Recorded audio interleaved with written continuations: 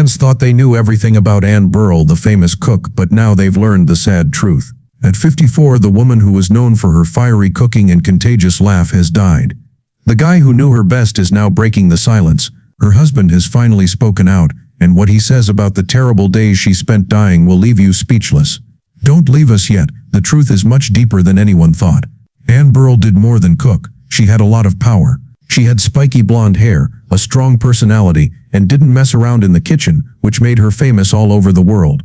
But behind the laughs, the fame from the Food Network, and the many TV shows, not many people knew what was really going on in her personal life. The sad news is that Ann has died at the age of 54, shocking friends and shaking the cooking world. But it gets even stranger after this. For weeks there were only rumors, honors, and whispers on social media. Everyone wasn't sure what had happened. Her family didn't say anything. Her friends wrote hazy goodbyes on Facebook. Then out of the blue, her husband spoke up. Not only did what he say surprise us, it also changed everything we thought we knew. This video goes into great detail about the sad, strange, and sometimes emotional last part of Ann Burrell's life. We'll go over the facts, the schedule, and the rumors that have been going around since her sudden death. From the problems that happened behind the scenes to what her husband finally said in a private interview. Take a seat, because what's coming next will blow your mind. What did Ann Burrell really do? Why did her husband not say anything for so long? What finally comes out of his statement? Let's start. It looked like everything was fine in the weeks before Ann Burrell died. She was still on social media, sharing happy pictures of food and even teasing a few projects that were coming up. Fans had no reason to think something was wrong. But now that I look back, there were hints in her tone, in the breaks between her usually happy words, and in how often she disappeared from public view. Ann quietly canceled 2 cooking gigs in early spring, saying that she had to take care of personal issues. A few close co-workers thought she looked more worn out than usual. A friend who worked with Ann on a holiday show last year said she wasn't herself, she was quieter. She smiled, but not enough for tears to come out. No one really thought the worst though, but behind closed doors something very different was happening. Sources close to the family say that Ann had been dealing with a serious illness behind closed doors, which she decided not to tell anyone about. Her choice was very personal. She didn't want sympathy. She didn't want to be in the news. She didn't want to be known as a woman in pain but as the passionate chef who made the kitchen shine. But now comes the scary part. Even her friends who read every post she made didn't notice how bad things had gotten. Even when she stopped using social media altogether, it was just seen as a much-needed break. Some people thought she was just shooting. Others thought she and her husband Stuart Claxton were finally taking a break from the press after a busy few years of marriage and fame. But Ann was quietly getting ready for the worst to happen behind the scenes. A person close to the family said that she had written signed letters to her husband, her close friends, and even some of her fans. These letters had not yet been made public. We're starting to understand how much she was going through by herself now that more information is coming to light. But that's only the beginning. Even people close to her were shocked by what her husband said in his statement. Fans took to social media to share their sadness, shock, and unsolved questions when they first heard that Ann Burrell had died. But there was one question that stood out the most. What does her husband not say? Stuart Claxton, Ann's husband of just under 5 years, didn't say a word for days and then weeks. There was no post, statement, or even thank you to the thousands of friends who were sad about her death. People online began to make up stories about this silence. Was he in too much pain to talk? Was something being kept secret? Was there more to Ann's death than people were telling you? Stuart finally told everyone the truth, and it was both very sad and much more complicated than anyone had thought. Stuart said something that stopped everyone in their tracks in an honest interview that he gave to a close family friend and that was later confirmed by People magazine. I promised her. There were no public tears, news shows, or other attention on her death. She asked everyone to be quiet until everyone could understand. Yes, you read that right. Before she died, Ann Burrell, the brave and loud cook we all knew, made a very private and open choice. She told her husband not to say anything right away. She didn't want her death to be in the news. She did not want to become famous for dying. And Stuart, he did what she asked him to do in her last wish, even though it caused him to face criticism and rumors online. He admitted that he had trouble sleeping at night because people were accusing him of hiding something in the comments. Some people even thought that they had broken up before she died, which he strongly denied. He even said that Ann's last few weeks were full of private moments, soft music in the kitchen, notes written by hand and left on their fridge, and one last dinner that she cooked just for him. She made her favorite lasagna, Stuart said in a low voice. She looked at me that night and said, "Don't remember me in a hospital bed. Remember me like this, laughing and making things in the kitchen." Those were some of the last words she said to him. Stuart didn't stay quiet out of avoidance. It was for loyalty. But when the rumors touched on the woman he loved, He knew he had to talk, not to clear his name but to protect hers. Still, what he said next shocked even those who were closest to Anne. Anne Burrell was seen as full of life, sass and confidence by most people. With her direct but caring style, she ran kitchens, lit up TV screens, and taught a huge number of young chefs how to cook. But even the strongest people have fights they don't want other people to see, and Anne's was one she didn't want the world to see. People who knew Anne well say that she had been quietly dealing with an autoimmune disease that had gotten worse over the past 2 years. She asked that the details not be made public, but several sources confirmed that it involved chronic inflammation, fatigue, and unpredictable pain flare-ups that made it hard for her to move around and keep her energy up. Still, she never let the camera see it. Anne was very good at hiding how uncomfortable she was. She would smile even though it hurt, cook while perched quietly on the counter, and record scenes ahead of time in short bursts to hide the times she lost her energy. Producers, close friends, and of course her husband Stuart were the only ones who knew how hard it was for her to keep going. One producer from Worst Cooks in America remembered, Anne would limp between takes. We had to cut shooting days in half, but as soon as the camera started rolling, she went for it like nothing was wrong. That's just who she was. She didn't want sympathy, she wanted respect. What's even more heartbreaking is that Anne kept most of her battle from her coworker. She was afraid that telling people about her illness would change how they treated her and take away the power she had built up in the business. Anne wasn't going to let illness ruin her image after decades of working hard to make it in a male-dominated field of cooking. Sadly, her health took a sudden turn for the worse earlier this year. Stuart wrote in his private statement that Anne had been hospitalized twice in the 6 months before she died. They said it was a sudden systemic flare, and she had it again just a few weeks before she died. She told her husband not to tell anyone, not even her family, until she got home. She said this is just a hole in the road and not the end of the road. But Anne's body was really starting to shut down. Even though her heart stayed strong, her health got worse faster than anyone could have imagined. In the last few weeks of her life, Anne chose to stop all of her harsh treatments and go back to her home, where she was most comfortable, with her husband, 2 cats, and the smell of her best recipes cooking on the stove all around her. Stuart stood by her side and held her hand as she walked.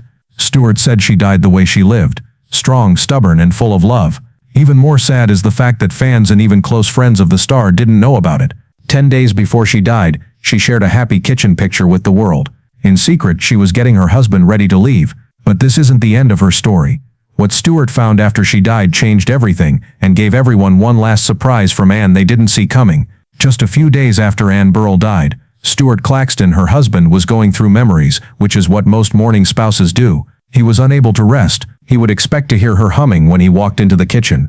When he opened the door, he saw her favorite apron still hanging there, but what he found next shocked him. There was a stack of handmade letters in the back of Anne's desk. Each one was sealed, dated, and sent to the people who were most important to her. Family, friends, other cooks, and even her fans. Anne wrote a raw, heartfelt letter to her fans and put it in an envelope marked, "To the ones who watched me cook." This letter has since been made public with her estate's permission, and the words inside made everyone who read them feel sick. If you're reading this, I'm no longer around to yell at the TV with more salt. Don't be sad though. Do not do that. My dream came true.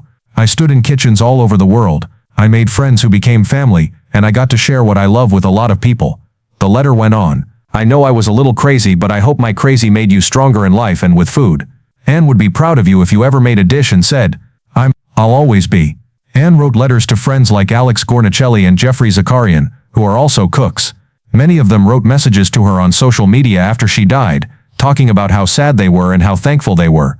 There was one letter that touched me the most though. It was to Stuart. A family friend who read parts of Anne's letter to her husband out loud at a private gathering said it was full of deep, loving humor and sadness. She thanked him for putting up with a kitchen that always looked like it had been hit by a storm, for being there for her when she wanted to try gluten-free pasta, even though it tasted like cardboard, and for loving her deeply, even when things were tough. She wrote, "You were my home. You made me feel calm when I didn't have any. Just make something messy and tasty if you ever miss me. I'll be there yelling at you to stop cooking the onions too long." Stuart said that finding the letters made him finally say something. He saw that Anne hadn't just given up and accepted her fate. Not out of fear, but out of fierce love. She had been getting ready for it. It wasn't sad when she said goodbye. There was a party. Marie Anne also left behind a USB drive with a bunch of recipes she never shared. Her estate is now working on making those into a famous cookbook called Anne's Last Kitchen. The money made from the sale will go toward giving cooking scholarships to students who need them.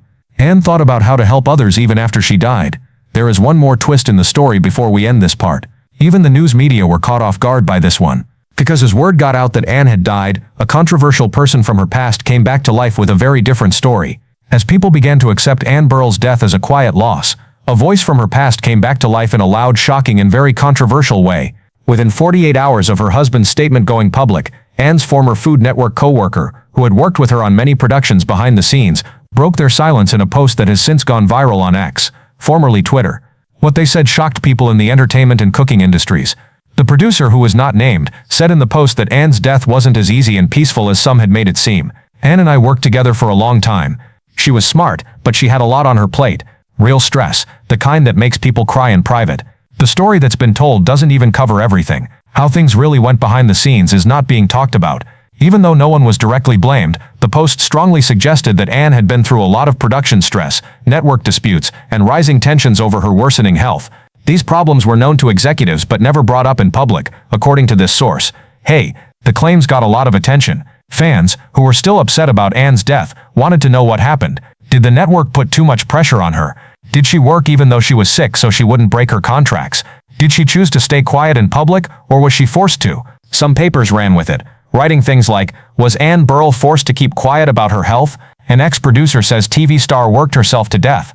But the story gets even messier from here. In a podcast interview, another former co-star who asked to stay anonymous strongly denied those claims. Let's face it, we all had busy plans, but Anne was the only one who spoke up when something seemed wrong. She wasn't shut up. She wouldn't give up. She called herself. She chose to keep quiet about her illness if she did. What is the truth then? It's really somewhere in the middle. Since then, several sources have revealed that Anne had become angry with the stress of keeping up a certain public image over the past few years. In spite of not having to, some people, especially network execs, were afraid that if people found out she was sick, it would hurt her reputation. And Anne, who is very protective of her image, probably took that to heart. Stewart talked about this strain in his speech, saying that Anne didn't want to be pitied. You shouldn't feel bad for her, she told them. She didn't want them to be moved by her pain, but by her food. That's why she didn't tell anyone. That was what made her strong. But yes, she did feel that stress. We both did. That being said, the charge of a cover-up may not be true, but the emotional truth is harder to deny. Anne Burrell was in a battle with both her body and the standards of a business that doesn't often treat the weak with respect. Because of these claims, there were a lot of noise from fans asking for more openness in TV contracts and production standards, especially for stars who have long-term health problems. At the heart of it all was still a woman whose name was now linked to more than just cooking shows and catchphrases. She was now a sign of strength, quiet pain, and a bigger problem in the entertainment business that no one wanted to talk about until now. As this video comes to a close, Anne's story has one more lesson that everyone needs to discover. In his last interview, Stewart said something that made everyone in the room cry. Stewart Claxton finally spoke out about his wife Anne Burrell in a final interview, which he said would be his last public comment about her. This came after weeks of silence, rumors, and mixed feelings. He wasn't trying to get famous. Because he was mad, he didn't want to clear the air. He did it so everyone would remember what kind of person Anne was. Not just as a famous person, but as a person. People watched TV and saw a crazy cook. But I saw a woman who danced barefoot in the kitchen, cried at Pixar movies, and made grilled cheese at 2 a.m. because they didn't have time to do anything else. Those softly spoken words were heard all over the news and on social media. The people got to see the full picture of the famous woman and what she stood for the first time. She did more than just cook. She got in touch. She was a guide. She gave me hope. She had fun with failing. People were told it was okay to mess up a meal because the important thing was to try again. Now that she is gone, fans are sad and famous people are talking about how kind she was behind the scenes. Stewart is using his grief to start a foundation in Anne's honor, which she would have enjoyed. The Anne Burrell Cooking Courage Fund will help poor and sick cooking students follow their dreams, no matter where they come from or what they've been through. Anne had a kind heart. She always said, "Get in the kitchen if you can handle the heat, and if you can't, I'll stand next to you." People will still use her recipes. The words she used will be heard in kitchens for a long time. Finally, her influence will be felt every time a scared or doubtful cook tries a meal they thought they couldn't do, and gets it right, because that was Anne's real talent. Not just her skills, but also her faith in other people. That's it for this part. We will remember Anne Burrell not only for her food but also for her fire, her fight, and the quiet strength she carried until the very end. Thanks, Anne. You were the real deal. We're now going to talk to her friends, followers, and people who grew up watching her rule the kitchen. Have you ever made something because of Anne? Do you remember the first time she made you laugh on TV? That, or you just admired how brave, honest, or bold she was? Please tell us what you think in the space below. Tell us your favorite Anne Burrell story or food that makes you think of her. Do not forget to subscribe, like, and share. This will help the channel and keep Anne's story alive. Click the bell sign to make sure you don't miss any stories that aren't in the news. Also, please share this with someone who needs to hear it if it touched you in any way. Because Anne's memory deserves more than to be left alone. It needs a roar, just the way she would have wanted.